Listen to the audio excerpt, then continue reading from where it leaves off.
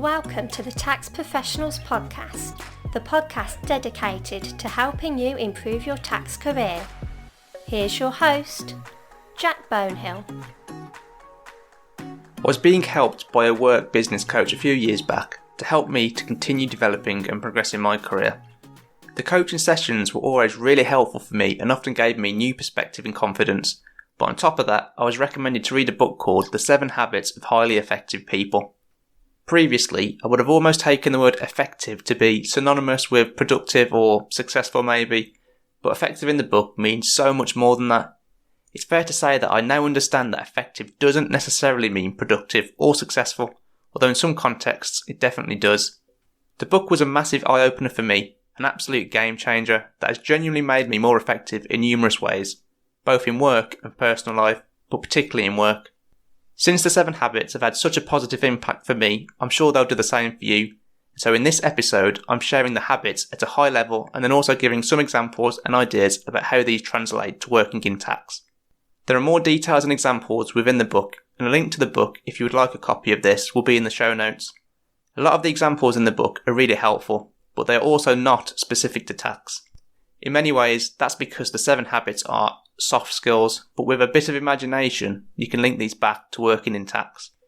The book also includes exercises within, which really help you to implement the habits and become more effective if you do them. But you can get further exercises through the companion workbook. I personally completed all of these and highly recommend that you do the same to get full benefit from the book and habits. The habits are broken down into 3 areas. The first is private victory. This is about being effective personally, with interactions with yourself rather than with other people. The second is public victory. This is all about being effective when working with other people and when interacting with them. The third is renewal. This is about maintaining yourself to remain at optimal effectiveness and also improving yourself to become more effective. I don't agree with absolutely everything said in the book, and so I have only implemented ones which I agree with. Of course, you could apply the same approach too. It's worked well for me. What I say in this episode is based on my own interpretation and understanding of the 7 habits. But nonetheless, I'm looking forward to sharing these with you, and so without further ado, let's get to it. The first habit is be proactive. In basic terms, being proactive is being the opposite of reacting, getting ahead. In terms of the habit, it's all about choosing how you respond to a stimuli. Understanding that you have control of your response and carefully choosing a good one rather than your automatic response, maybe a taught behaviour. It's all about giving a valuable response to a stimuli. In relation to being proactive, the book talks about what is called your circle of influence. The circle of influence is basically every action that you can do that can influence a situation or something to give a better or positive outcome. So, for example, let's say that you're worried that you may not pass the CTA exam.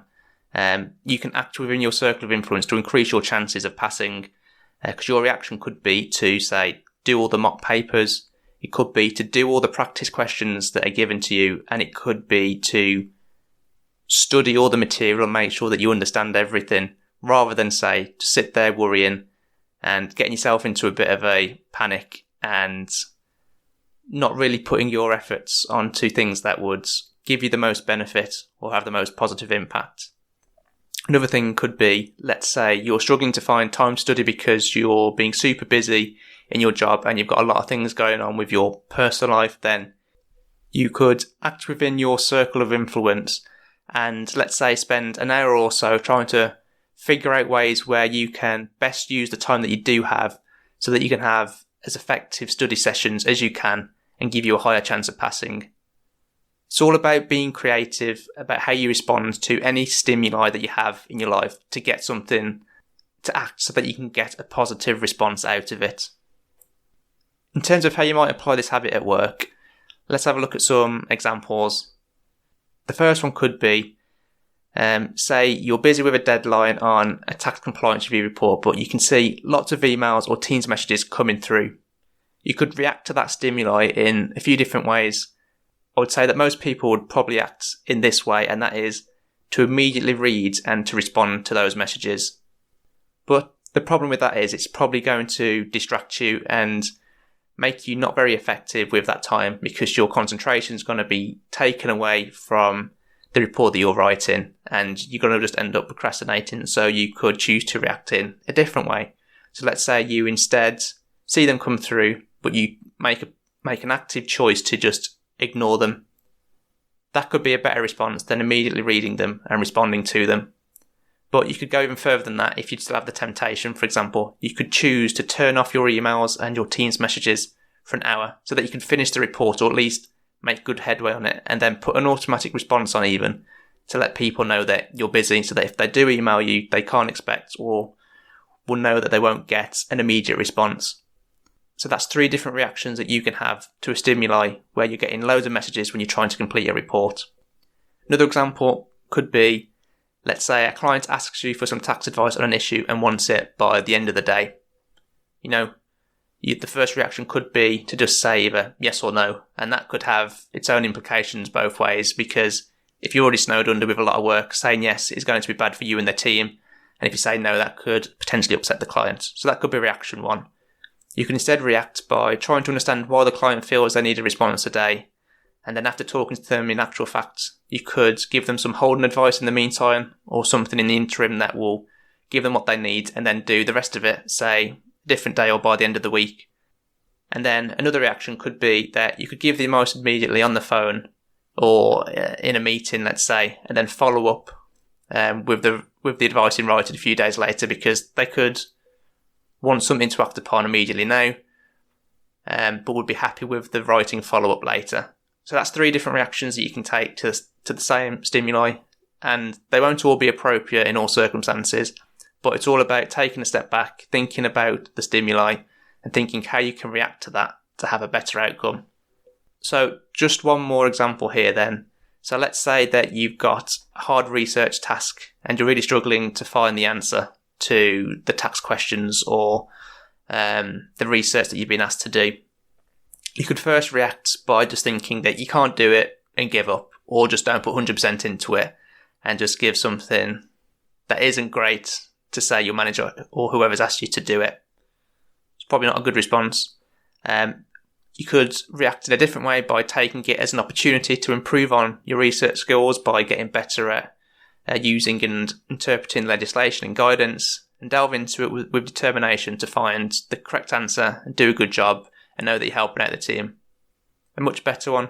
You could also mix that with a third reaction, which is basically do all the above that we talked about in the second reaction there, but then also take advantage of, say, available support around you by asking some colleagues maybe where they would start, or even for some direction, and then you can give a good go at that task. And so you would have then reacted in a different way and a good way to that stimuli than maybe your natural instincts would have been. So really, just in summary for this habit, it's all about taking that step back, thinking of the better ways that you can react to a situation to make sure that you get a positive outcome from that situation, or at least one that's as positive as possible. So the second habit is called begin with the end in mind, and hopefully that's pretty self-explanatory, but it's all about having a clear understanding of where you are now and where you want to end up. Your proactive actions would be in line with getting you to where you want to be. The book takes this in a kind of interesting direction, suggests having your own mission statement, which would include and document your own values and goals and your understanding of your motivations to meet your goals. So you could have a mission statement, for example, in relation to your tax career, which would detail what your work values are, what you want to get out of your career, and kind of the motivations for why you want to do that. So that could be, for example, that you want to become a senior manager by the time you're 30, for example. And a value alongside that could be that you want to do it without working 50 plus hours a week. So that could be your mission statement, and then you could be acting in line with that at work all the time. And when you make decisions, you can make it in line with that mission statement. Obviously, that's just one kind of bullet or one point that you might include in a mission statement, but hopefully you get the idea, and you can do that in lots of different areas. So some examples of beginning with the end in mind might be as follows. So you can do it kind of on a weekly basis if you wanted to. So at the start of each week, you could understand where you are at the start of the week, what work you have on hand, and what you want to achieve by the end of the week. Maybe you've got particular projects or particular tasks that you want to get done. And by beginning with the end in mind, you can think that you want to get these done, get the most important things done, and then you could also get some other things done within the week as well. But at least then at the start, you know some things that you want to achieve and you can make sure that you achieve them. Kind of a bit like prioritization, but just beginning with thinking about what the most important task would be for the week.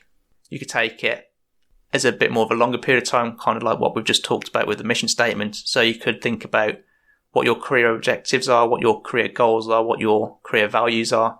So that each week or month, when you're doing tasks and when you're undertaking work, you can act in line with these.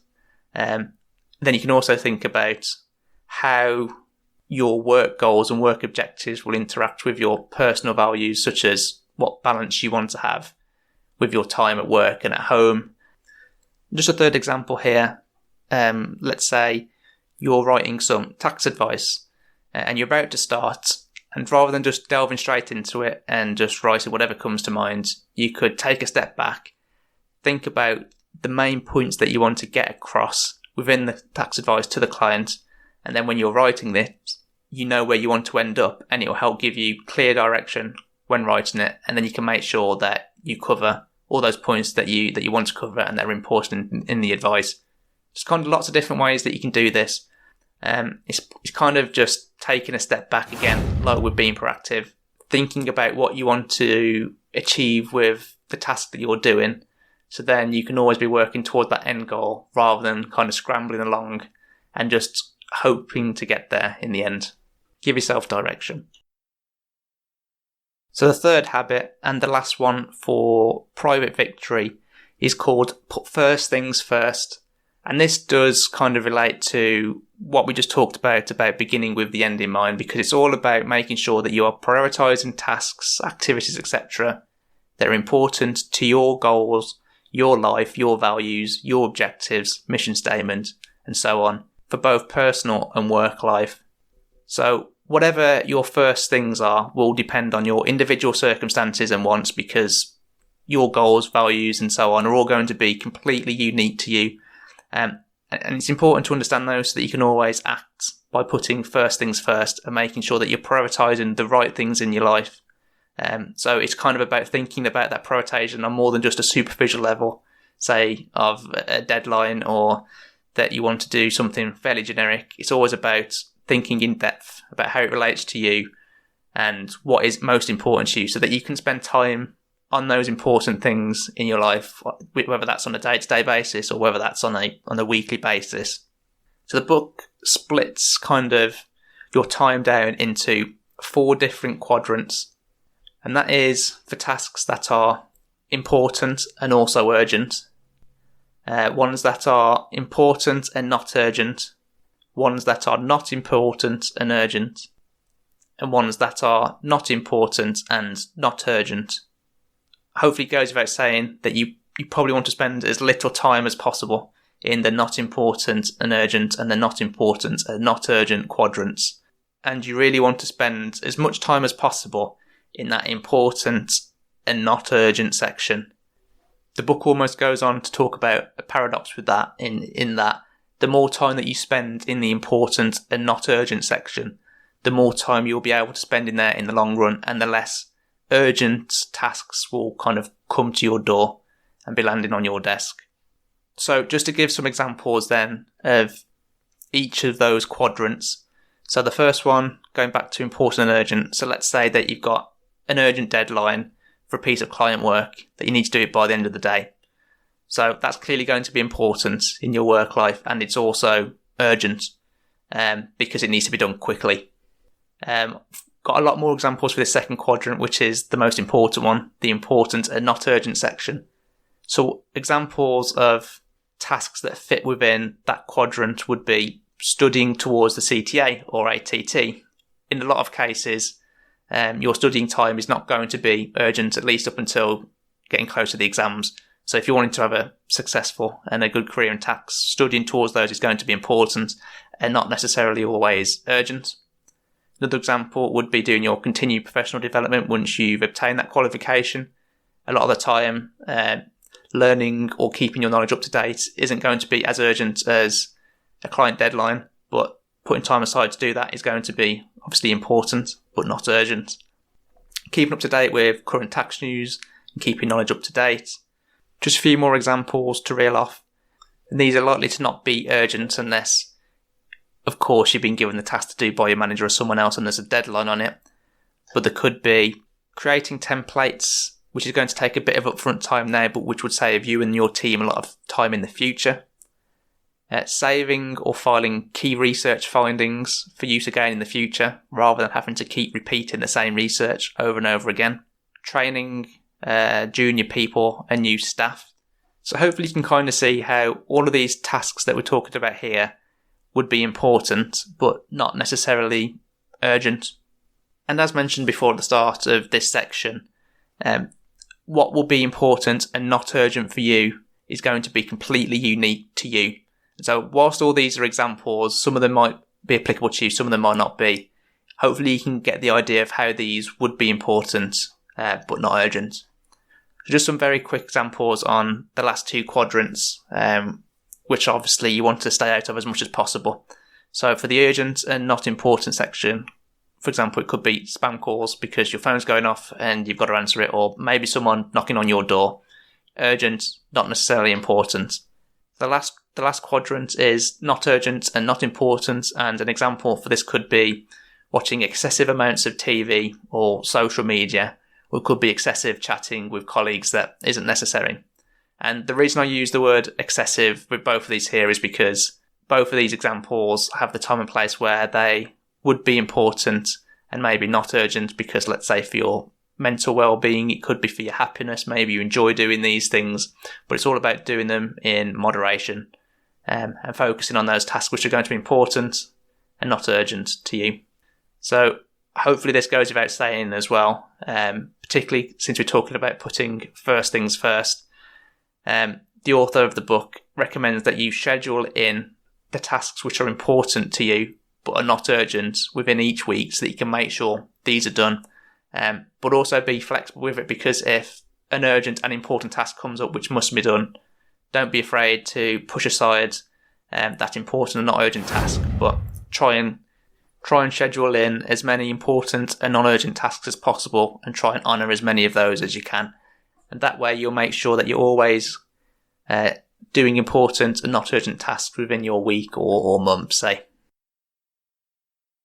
All the first three habits that we talked about are in relation to that private victory, so about being effective with yourself personally rather than when interacting with others. And now we're on to kind of the second section of habits, which is all about having a public victory. So that's about interacting well with others and being effective when interacting with other people. So the first one of these, and it's habit 4, is think win-win, which hopefully that's pretty self-explanatory again, like some of the others are. But really it's about aiming for outcomes that are mutually beneficial and satisfying for numerous parties, and about doing this as much as possible. So always aiming for those agreements or outcomes which are a win for you and a win for other people. So this is not always possible, of course, because there's clearly going to be situations where you can't get a win-win, but having a mindset where you're trying to aim for win-win as much as possible will help you get to win-win outcomes and scenarios as much as possible. So just a few examples of achieving a win-win outcome could be, let's say that you've been delegated a piece of work where you don't really know where to start. The win here for you could be that you get an experience on a good piece of work to develop and progress, and at the same time you're helping your team, employer, colleague by taking it off their hands. So that would be the win for them. So there's a win on both sides. So obviously as long as you're happy with that, that would be a win-win situation, as long as of course both sides agree that that's a good outcome for both sides. Another example could be that you're spending time training a junior member of staff. So that would be a long-term win for both situations, because the junior member of staff is going to become more proficient and more beneficial to the team. that's going to be beneficial for them and their career because they're going to become a more valuable member of staff and a more valuable colleague at work. And it's also going to be beneficial for you and the team because you're going to be getting more value out of the work that they do. Just a last example here. Let's imagine that a client has asked you to propose to do a piece of work for them. To get a win-win outcome here, you'd want the client to be happy with the scope of work and the value that they're getting from that scope of work. So that could be them saving money in tax, it could be saving them time, hassle, it could be ensuring compliance. Whatever it is, you want to make sure that they're happy with the scope and the value. And then from your and your employer's perspective, it could all be about making sure that you're getting an adequate fee for that piece of work, for the time investment that you're getting. So as long as both sides are happy with that, with the value, with the fee, with the scope of work, then that's going to be a win-win situation. And out of that, you're going to be developing a better relationship with your clients on both sides because you're going to be happy, they're going to be happy. Win-win outcome. Hopefully you can see how that works. The book does also suggest that you could have a no-deal outcome, which is where you end up not coming to any agreement at all on something. And by going into a negotiation, say, where you know that no deal is a potential option, then you can come out with a better chance of getting a win-win scenario because you know that if you can't reach a win-win, then you can just basically have a no deal. But I appreciate that when it comes to work, there's going to be many situations, many scenarios where no deal is not going to be an option. Some cases it might be though, so it's worth bearing that in mind. And knowing that you could potentially have a no deal will just help you to try and get to that win-win scenario. Habit number 5 is seek first to understand, then to be understood. And this is a chapter actually and a habit that I found pretty interesting because the book kind of says that we often listen with the intention to reply rather than to understand. And when thinking about that, I think it's so true. We just want to speak and get our own words out, generally speaking. And so this principle is not just about understanding the words that are physically said by someone, but rather the meaning behind them. So not just taking in the physical words, but maybe the emotion that's said behind it, maybe what they actually meant, because sometimes people use words and they mean something different. So it's really about fully understanding what someone else actually means, both in terms of the facts and the emotions that are behind it. And the book refers to this as empathetic listening, listening with empathy, listening to understand the facts and listening to understand the emotions. And empathetic listening helps the person speaking to be more open, to provide more information, to be more engaging and cooperative, all of those things, because if they can see and they feel like you're trying to understand them and that you do understand them, it just makes them do all of those things and it makes having that conversation much easier. A different approach is going to be needed dependent on the person you're speaking to because it depends on how well you know them and how well you get along with them and amongst other things. And the book kind of talks about what it calls an emotional bank account. So this is kind of times where you've demonstrated to the other person that you understand them, that you're listening empathetically, and that you're kind of on the same page, or not necessarily on the same page as them, but you know you can at least empathise and demonstrate that you understand the situation or the way that they're feeling at a certain moment in time. And so you'll need to apply different approaches dependent on how well you know the person and the relationship that you have with them. But the ways you can kind of show that you understand what you think the other person means is by almost saying what you think they mean back to them, using different words to what they're using or different sentences to what they're using where possible, and giving them a chance to kind of confirm whether or not that what you're saying is correct, or to correct you instead if what you're saying isn't exactly what they mean. And you can read more than just the words they use. You can also read their body language and their tone of voice and other things. And when you're using different words to them, rather than just repeating the same words that they've said to you, is you're almost showing that you haven't just listened to the words on a superficial level, but you've actually understood the meanings behind the words and that you've computed exactly what they mean. And that is much more powerful than just reiterating exactly what they are saying. You're actually demonstrating you understand more than just the words that are being said. And I kind of was a bit skeptical about this habit before actually trying it in a few different ways, particularly in personal life and with friends. Really, you just need to give it a go, and you'll just see pretty much immediately that this has a pretty profound effect.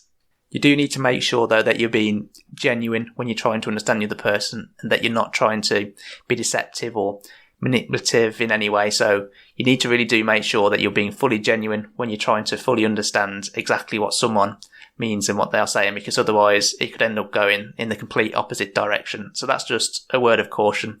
And if you are going to give this habit a go, I can recommend that you do it first with friends and family rather than with colleagues or at work, because it does take a bit of practice, I suppose, to get used to it. And also it might look a bit weird to colleagues if one day you just suddenly flick a switch and start trying to understand them in great detail, especially if that's not something that you would usually do.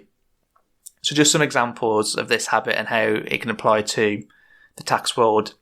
Let's say that you're talking to a client about a potential tax problem or providing some advice. And as we all know, tax can bring out many emotions, especially when people are annoyed that they're going to have to pay it or potentially pay it. Like in occasions where people feel like they're being hard done by HMRC and they're being victimised by HMRC. So in that situation, being able to understand and empathise with a client will help them to trust you and provide you with more information, which will ultimately mean that you can help them more, because the more information that you have and the more information they give you, the better you can help them. To show that you understand the facts that the client has given you and also the emotions that are behind it, and that will really help for them to give you that more information that you can use to be as helpful as possible for them when giving them advice, particularly with HMRC inquiries, but in many areas anyway. Another example could be when you're about to give a quote to a prospect to provide some tax support or advice. So you can really try to understand exactly what the support is that the prospect wants, and also any emotions and motivations that might be related to them needing that support or wanting that advice. And then when you go back with the proposal, the bespoke proposal, you can really show the prospect that you understood them, that you understood what they were asking for, that you understood the business and any kind of maybe politics that are happening around it. This will massively help to improve the relationship that you have with this prospect, and it will probably drastically increase the chance of you winning that piece of work as well, because some other advisors or tax professionals out there might not have gone to that level of detail trying to understand them, and won't be able to provide them with a proposal which is as bespoke as yours, which is literally meeting all their needs. So you can give it a try there. And I have done this in one example with an employer tax review that I quoted for. They really had some particular worries where they thought they might have had some failures and kind of why they thought that was the case. And so when I went back with the quote, I made sure that I clearly highlighted that the review would cover these certain areas and also try and get them to a position where they would be compliant and happy with the solutions and advice. And one last example, since I seem to love doing everything in threes rather than ones or twos. The last one could just be a really quick one when providing some feedback to support a colleague. So when you're giving them the feedback, you can really listen to their points that they make back to you and the things that they say about how the work or the task that they've been done went. So you can understand the situation from their perspective. And, you know, in this instance where there's feedback, there's going to be some emotions probably running around with that, because people do find feedback hard to take on board. And so then if you make sure that you understand their situation and any emotions that they may have around it, you can make sure that you're really careful with how you then respond to that. And that way you can make sure that you give them the best possible feedback to help them improve and get better. But obviously, of course, if the person on the other end clearly doesn't want the feedback, then you can show you understand that as well. and you can just stop at that point. But by understanding them and the emotions that are attached to it, you can make sure that you approach it in the best way possible. To be practicing the habit then, seek first to understand, then to be understood. You first need to try to understand both the facts and the emotions behind something. You need to demonstrate that you understand and then make sure that you act appropriately. Habit number 6 is synergize. And before reading this book, I didn't really know what this word actually meant, but basically in normal English, it's about working together with others to become more effective than you would be if you're working by yourself and with yourself alone. And that's exactly what this habit is about. It's about using the other habits, particularly seek first to understand, then to be understood, to listen to other people's ideas and suggestions, to then work together with them to come up with basically a better solution than you could have done just by yourself, by having new perspectives, new opinions, new angles of looking at something. It's basically about merging different perspectives and different good ideas to come up with one which is better overall. For me personally, without meaning to, I can sometimes act like I think I'm always right, or that my way is the best way before I even listen to someone else's way. So that's definitely something that I'm personally not very good at the moment, and I'm working on. So I'm definitely working on this habit really, about synergizing and trying to incorporate that in more ways than I have done in the past. Let's say, that's for sure. So just some examples of how this may apply to working in tax. Let's say that you're working with some colleagues to establish the best beneficial tax interpretations of a piece of legislation for a particular client. So you could be open and embrace the different views that are put forward by other people and talk to them about it to try and understand fully where they're coming from and what their view might be. And then you can work together with them to see if those interpretations, or maybe even your own interpretations or views, have any legs and could be actually used as a viable interpretation. And that's something that I've done quite a few times, particularly where we're trying to defend a client against HMRC, because HMRC might be contending that some tax is due. Done it in those situations a few times. When providing a client with some advice, you may want to provide numerous different options or solutions that they could go ahead with. And so you could basically brainstorm with another colleague and work together with them so that you can come up with more ideas than maybe what you could have done before, or even merge some ideas together to come up with better ideas. And then obviously after all, you're going to be giving the client the best solutions possible for them. They can obviously then choose which option they want to take, but you can present them with numerous different options. And a final example that I've got here is when you're setting your own or others' objectives, you could work together with another person so that you can get live feedback. You can also put some ideas forward, and then you can kind of work together to come up with better objectives that you're more motivated to achieve, that are going to give better results for you and for the team. And objectives are really hard to set, especially in isolation if you haven't got the bigger picture of something. And by working with someone else to come up with those, or maybe even your manager when you're talking about what your objectives might be, then the likelihood is that you're going to come up with better objectives than either of you would have done if you worked by yourself on that. It can be hard sometimes when trying to synergize and work with others to not overrule or maybe even enforce your way of doing something. Sometimes I find that really hard anyway, but just try and give as much freedom to colleagues, be open with them, encourage discussion, encourage ideas, and encourage them to try and do something a little bit different. And then the more often you do that, the more likely you will be to synergize and basically come up with better options, better ideas than you would have done by yourself.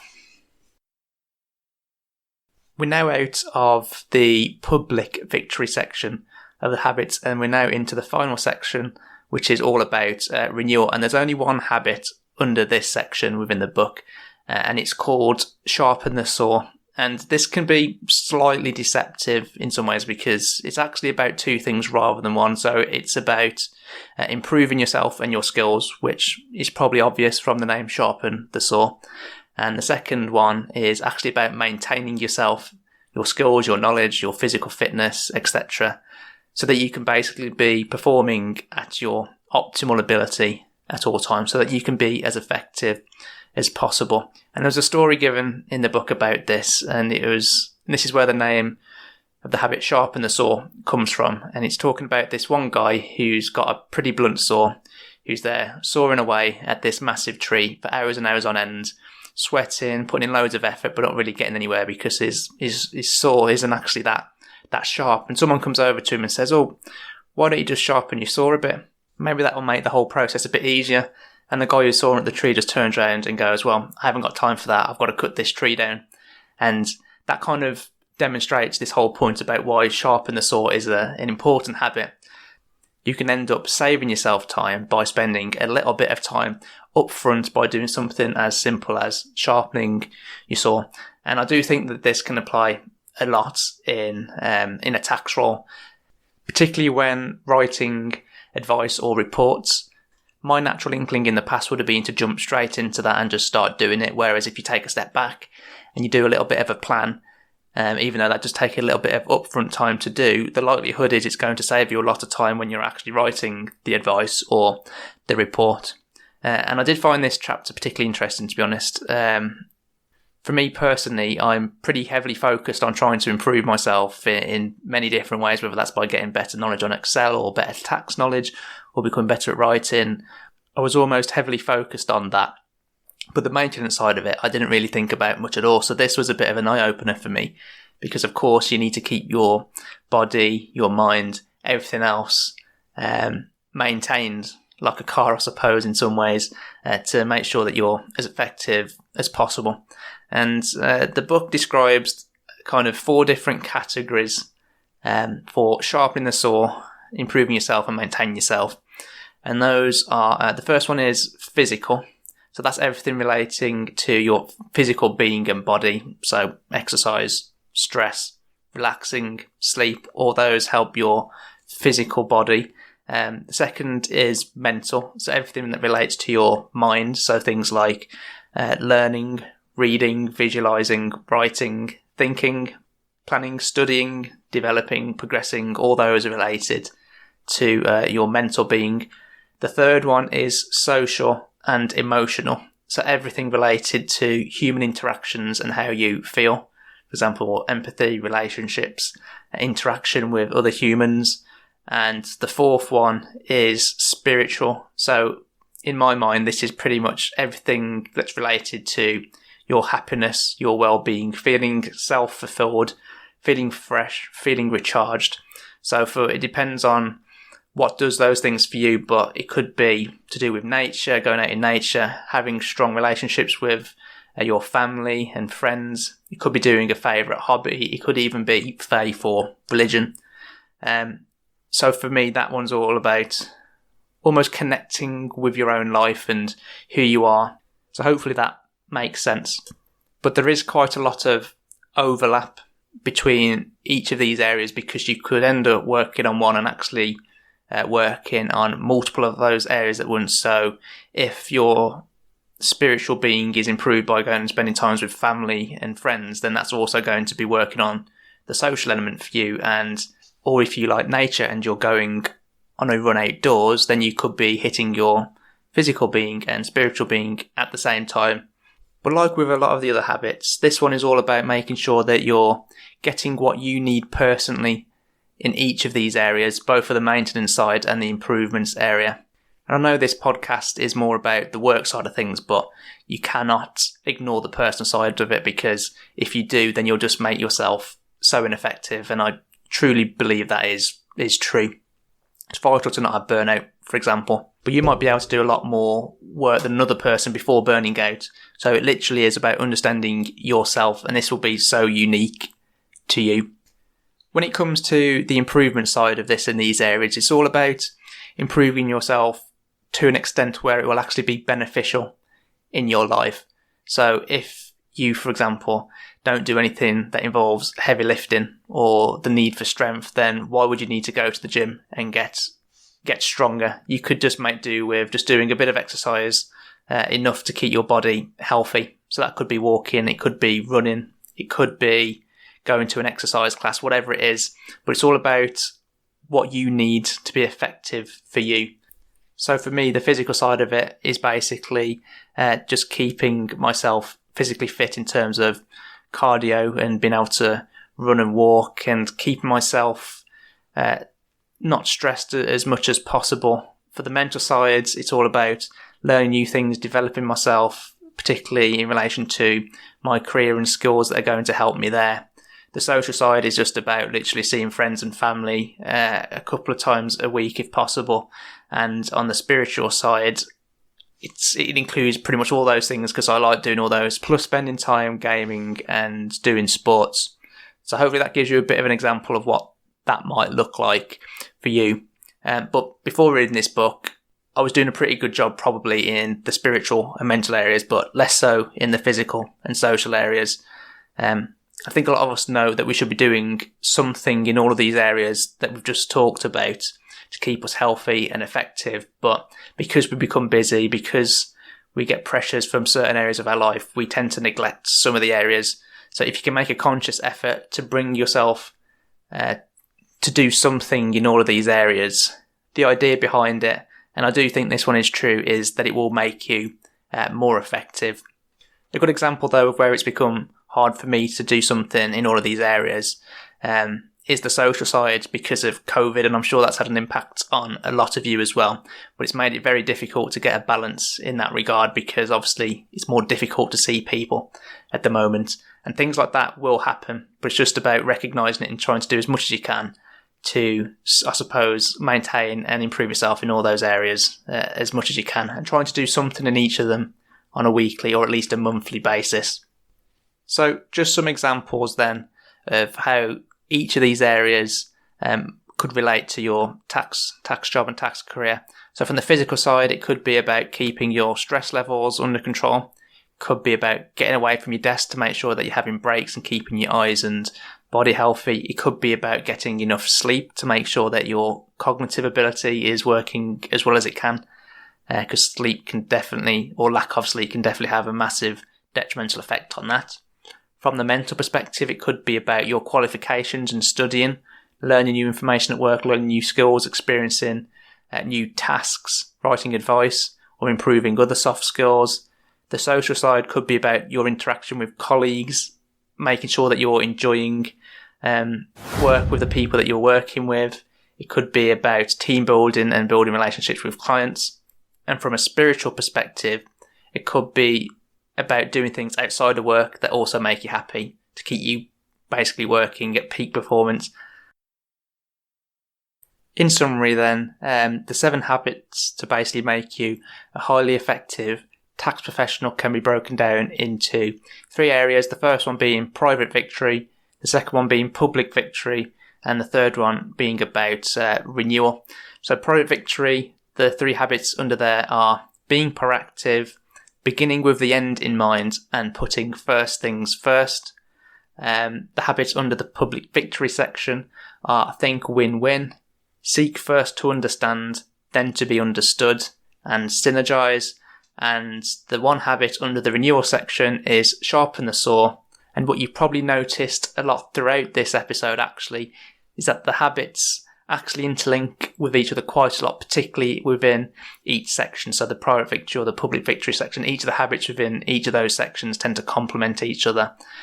So the better you become at one of the habits, that's going to have a positive impact on the other habits as well, and is going to make you more effective. But the more you can balance and try to use as many of them as possible, the better. As mentioned at the start of this episode, what's said within this episode is basically my interpretation of each of these habits from reading the book 7 Habits of Highly Effective People, which is by Stephen Covey. If you were to read the book, you may take different interpretations to what I did. This is my understanding of it and how it can apply to a career in tax.